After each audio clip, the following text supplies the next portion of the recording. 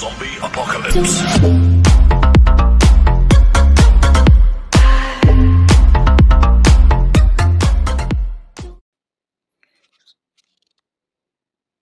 So, bali yan guys. So, bali yan, nagbabalik ulit si Rick. Bali, papakita po sa inyo paano namin binending yung tubo na tubong 3/4.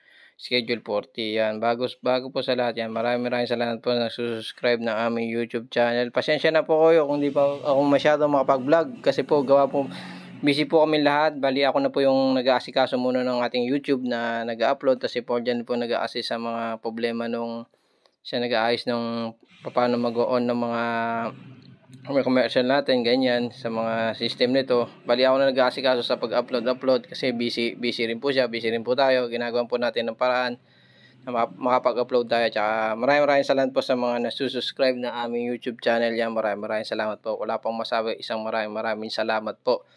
Yung binibend po natin na tubong 3/4. Yan. May binupost tayong kolong-kolong na semi-lowered yan. Yung hina-plus ko pa.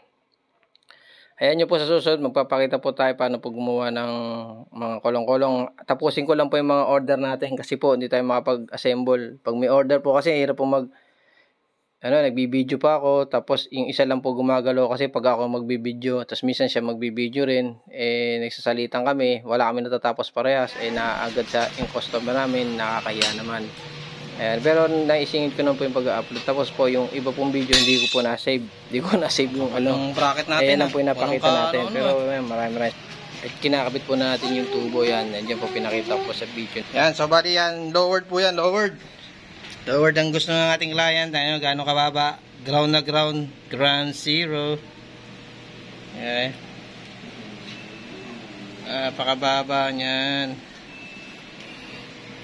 So bali hindi pa tapos yan. Bali paggawa na itong side wheel, papakita ko sa mga susunod natin to, papakita sa paano gawin.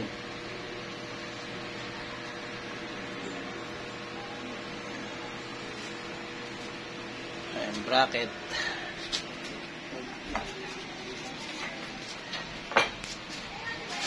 Bali may bubong pa po lahat yan. Gamit natin dyan, schedule 40 yung kapal ng tubo. Ito yung kapal ng tubong ginamit natin. Makapal, schedule 40. Kahit pagtanong nyo pa sa bilihan, hindi tayo pwedeng magsinungaling. Ayan. Ganyan po yung ginagamit namin dito. Bali mamaya, pipikapin na may-ari. Upuan na lang kulang namin. Tapos pipikapin niya, bali naiinip na rin may-ari. Nakita nyo, lowered, semi-lowered, mataas ng ganyan kababa. Pero ang sabi ng may-ari, mababa pa raw yung mataas pa raw. Pero okay na daw, yun. Ayun. Napang show na ba to? Nasa entry na ba yung show to? Hindi pa. Ha? Hindi entry, sayang ang forma.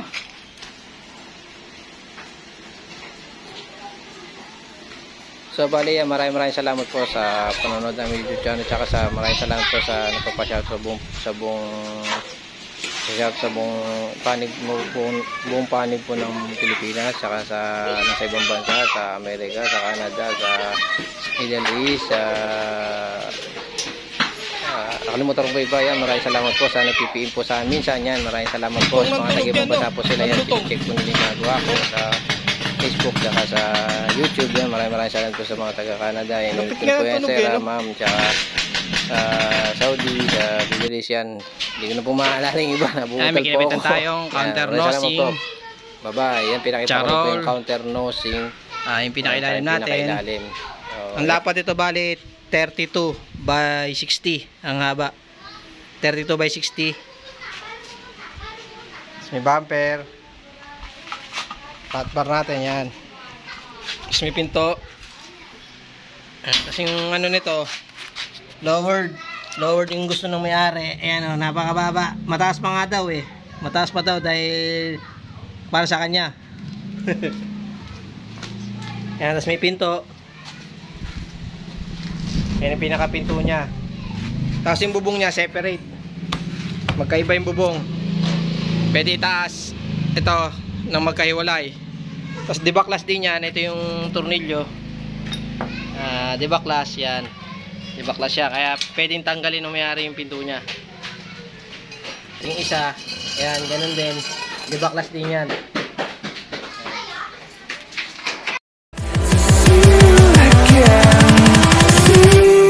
Again.